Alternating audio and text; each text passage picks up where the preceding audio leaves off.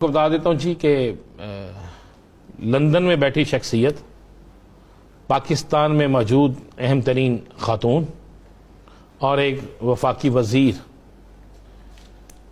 ان تینوں نے واضح طور پر ایک میٹنگ میں کہا ہے کہ اگر ضمنی الیکشن جیتنا ہے، اگر 1 سال کا عرصہ حکومت میں نکالنا ہے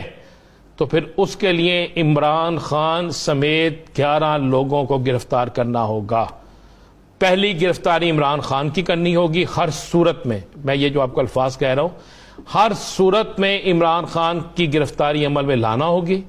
جیسے ان کی ضمانت ختم ہو یا کوئی معاملہ ہو، اور اس کے بعد نہیں بھی ضمانت ختم ہوتی کوئی اور طریقہ بنایا جائے کہ جس طریقے سے عمران خان کو گرفتار کیا جائے۔ 11 اور لوگ ہیں، جو 11 لوگ ہیں ان میں لاہور سے تعلق رکھنے والے 5 اہم ترین رہنما شامل ہیں،